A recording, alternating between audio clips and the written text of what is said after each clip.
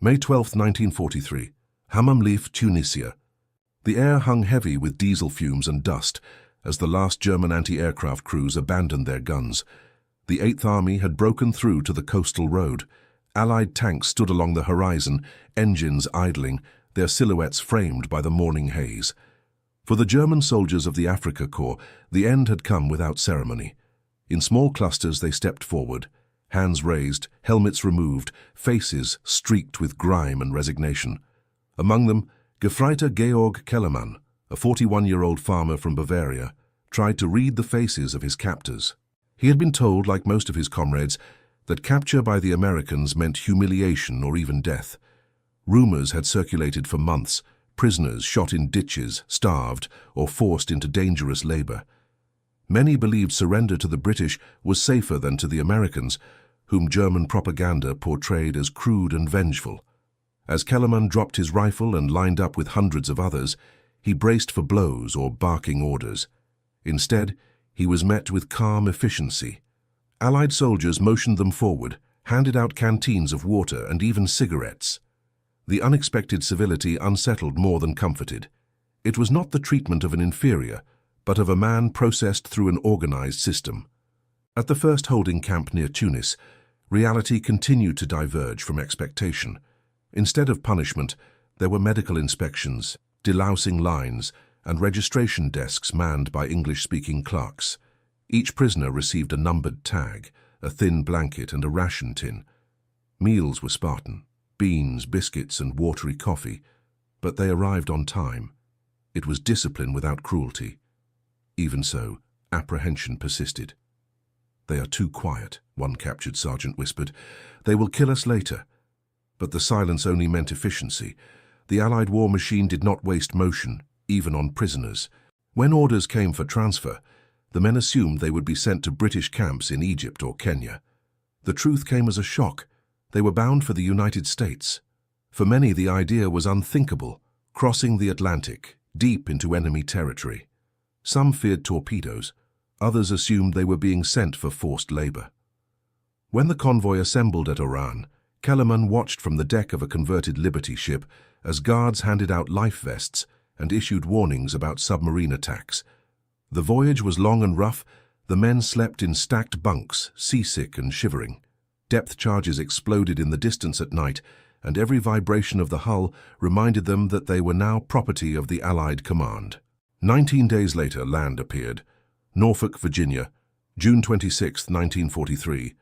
The pier was lined with military police, trucks, and interpreters. The men were marched through disinfectant tunnels, issued fresh uniforms marked PW, and served their first American meal. The sight of white bread, butter, and real meat left them speechless. "We thought it was a trick," one prisoner later wrote. "We waited for the punishment to follow." But none came. Instead, they were loaded onto trains with open windows. The guards relaxed, rifles slung over shoulders rather than pointed at men. The passing countryside, fields, silos, and neat towns gave a first glimpse of what wartime America looked like: calm, orderly, untouched by bombs. Their destination was Camp Huntsville, Texas. As the train slowed near the perimeter fence, the men expected barbed wire, dogs, and isolation. The barbed wire was there, but behind it were neat rows of barracks, wooden walkways, a canteen, and even a small theater.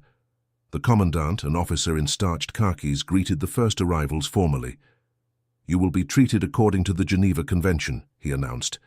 "If you obey the rules, you will be safe." For men conditioned to view the enemy as barbaric, the words carried no weight until they stepped inside and saw what awaited them. Inside the camp, the structure of daily life resembled that of a small town. The barracks were clean and raised on wooden stilts to prevent flooding. Each man had a cot, a pillow, and 2 sheets. The mess hall operated like a military cafeteria. Trays, line order, discipline. But the portions were generous. There was meat several times a week, vegetables daily, and on weekends, dessert. The taste of fresh milk and soft bread felt like an insult to the hardship they had endured in North Africa. Yet even the guards ate the same meals, which made the gesture seem genuine rather than mocking. Kellermann wrote in his diary, "I had thought the Americans would treat us as beasts. Instead, they treat us as men." Still, distrust lingered. The men waited for the moment the kindness would end, for the labor to turn brutal, the rations to be cut, the guards to show their true faces.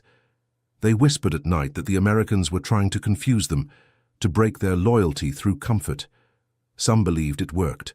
Others refused to eat American food out of pride, surviving instead on Red Cross parcels and black bread baked secretly in camp kitchens. Even the guards were puzzled by the prisoners' discipline. They marched in formation to meals, saluted their German officers, and conducted roll call in precise order. But the Americans let them. The command understood that order prevented chaos. At dusk, the floodlights clicked on, but the camp stayed quiet. Radios played swing music from guard shacks, and the smell of cornfields drifted through the wire. To many prisoners, it felt less like captivity and more like a strange exile, safe, structured, and unnervingly humane. What none of them knew yet was that this civility had a purpose. The United States government saw its prisoner of war system not only as compliance with international law, but as an experiment in controlled rehabilitation. Over the next months, the prisoners would be sent to farms, introduced to American workers, and see firsthand how a democratic society functioned, even in wartime. For men who had been raised under authoritarian rule, the experience would unsettle old loyalties and plant new questions. But for now, as they settled into their bunks under the Texas heat, the thought that an enemy could show mercy was difficult to accept. When the trains finally screeched to a halt under the blazing Texas sun, the men braced for the worst. After all, they had seen what the war had done to Europe. Cities in ashes, prisoners starved in retribution. Many expected the same fate, only this time in the land of the enemy. But as the boxcar doors slid open, they were greeted not by bayonets, but by organized lines of American soldiers handing out canteens of cold water. Camp Huntsville, their destination, looked more like a small town than a prison. Neatly arranged wooden barracks stretched across rolling fields, whitewashed and numbered. A water tower gleamed in the distance, and even from the entrance the men could smell cooked food, real food. The first meal in America stunned them. Instead of watery soup or moldy bread, the trays were loaded with beans, cornbread, and coffee. The guards joked that the prisoners were eating better than some American civilians. For men who had spent weeks living on rations of hard biscuits and sand-filled water bottles, it felt almost unreal. The camp's rules followed the Geneva Convention precisely. No forced labor for combat-related work, no beatings, and equal treatment in food and housing to that of American troops.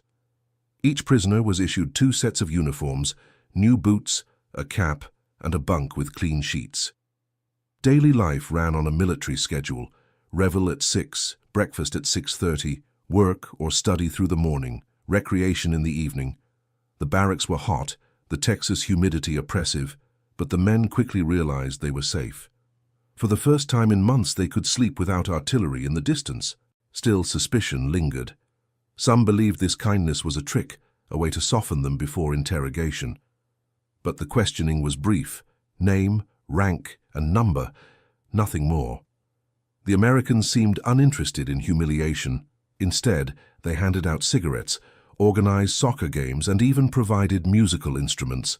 Within weeks, the prisoners were forming orchestras, holding church services, and starting language classes. The camp library carried both German and English books, from Goethe to Mark Twain.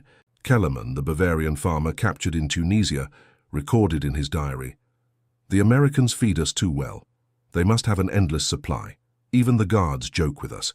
It is not what we were told." The daily routine became predictable. Work details were assigned across local farms, cotton fields, and lumber mills.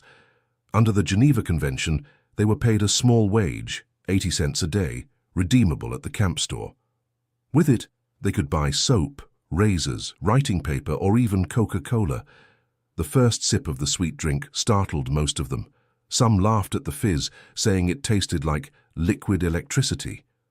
The guards were mostly young, polite, and often curious about their prisoners. Many were small-town Americans who had never met a German before. Some shared cigarettes or showed family photos. Others were wary, still bitter about Pearl Harbor or the death of a brother in Europe. But violence was rare. In fact, some guards treated the Germans with what could only be called professional respect. Letters from home were allowed, though heavily censored. It took months for replies to arrive from Germany, but those moments, when a name familiar from home appeared on the envelope, were priceless. The men would gather around, taking turns reading aloud or translating for others. For Kellerman, news of his wife Maria and son Otto in Bavaria was both comfort and pain. She writes that the crops are poor, he noted, but she says the church bells still ring. Religious life thrived. Every Sunday the camp chapel, once a mess hall, filled with both Protestants and Catholics. Hymns echoed through the compound, blending with the faint sound of baseball games from nearby fields. It was a strange harmony, faith, sport, and captivity existing side by side.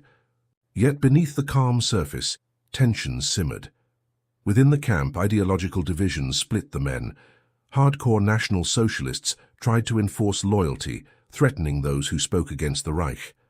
Others, exhausted and disillusioned, wanted nothing to do with politics. These conflicts occasionally turned violent. At Camp Huntsville, one argument over a deck of cards erupted into a brawl that left a man dead. By late 1943, rumors spread of transfers west, to California or the Great Plains. The men speculated endlessly. Would they be sent to factories, to mines, or to other camps? They had learned that America's vastness made escape impossible. Even if one broke free, where could he run in a land that stretched farther than all of Europe? Still, amid the wire and discipline, something unexpected happened. The prisoners began to adapt. Some took pride in their farm labor, knowing their work helped feed the same civilians whose sons were fighting overseas. Others began to question what they had believed back home. One man remarked to a guard, "If this is how you treat your enemies, perhaps we were wrong about you." By Christmas of 1943, the camp was decorated with paper stars and makeshift trees. The Americans even issued extra rations: turkey, potatoes, cookies, and chocolate. For one night, the camp forgot the war outside. Songs in German and English mingled in the cold air, silent night drifting beyond the fences. For many, that evening marked the turning point. They realized captivity here was not punishment, but a pause, a strange peace in the middle of chaos. And yet, as word from Europe grew darker, they could not escape the feeling that the world they had left behind might never be the same. By the spring of 1945, the rhythm of life inside the American prisoner of war camps had become strangely predictable. Many of the German captives began to describe it as ein Leben im Stillstand, a life in pause. The days were structured with military precision, yet filled with unexpected liberties. They were still prisoners, fenced behind barbed wire, but what they were given within those limits challenged everything they had believed about their captors. In the mornings, the prisoners were counted. Every head tallied under the watch of armed sentries. Yet once the roll call ended, the rifles seemed to fade into the background. German craftsmen built furniture, painted murals, or repaired farm equipment for local use. The American guards often encouraged it, seeing the work as a way to keep morale steady. One former Luftwaffe mechanic later recalled, "We were not forced. We volunteered because it made us feel human again." Food remained one of the greatest shocks. The menu followed the U.S. Army's own supply system: white bread, potatoes, beans, butter, meat, and sometimes even coffee. For soldiers who had spent months living on thin rations during the Reich's collapse, this abundance felt surreal. Some camps even served German-style dishes once the prisoners began helping in the kitchen. In one camp in Texas, prisoners baked Schwarzwälder Kirschtorte, Black Forest cake, for Christmas, using ingredients provided by American officers curious about the taste. The Red Cross inspections confirmed that American camps were among the best run in the world. Prisoners received mail from home, and censorship was often lenient. American officers allowed German-language newspapers to circulate, though stripped of propaganda. The papers carried war updates, cultural notes, and sometimes philosophical essays about rebuilding Europe. This intellectual freedom began changing minds quietly. Many of the younger soldiers, especially those drafted late in the war, began questioning the ideology that had driven them to fight. Work programs became a defining feature of their captivity. Under the Geneva Convention, prisoners could volunteer for non-military labor. Across the Midwest and South, German POWs picked cotton, harvested corn, built roads, and helped on farms. Farmers often treated them with civility. Some even offered cold lemonade or shared a cigarette during breaks. Letters later revealed how some Germans were shocked by these small acts of kindness. One wrote, "They see us not as Nazis, but as men." Recreation flourished too. In some camps, orchestras formed from salvaged instruments. Others hosted soccer matches, stage plays, or art exhibitions. There were even classrooms. American officers invited volunteer teachers among the prisoners to hold lessons in mathematics, literature, and engineering. For many, these schools behind wire became their first contact with democratic ideas, free discussion, and critical thought, things forbidden back home under the Reich. By the time the war ended, many of these men had spent years living within the contradiction of captivity that offered more humanity than the system they once served. When repatriation began in late 1945, some refused to leave immediately. They feared what awaited them in the ruins of post-war Germany. Others left with deep gratitude, sending letters back to their American hosts years later. One former prisoner, who had spent 3 years in a camp in Georgia, wrote decades afterward, "America showed me what freedom looked like, even from behind barbed wire." The experience of the German prisoners of war in the United States became one of the quietest, least-known stories of the Second World War, an episode where compassion, not vengeance, shaped the victor's conduct. In a world torn by brutality, it stood as proof that mercy could still exist amid total war.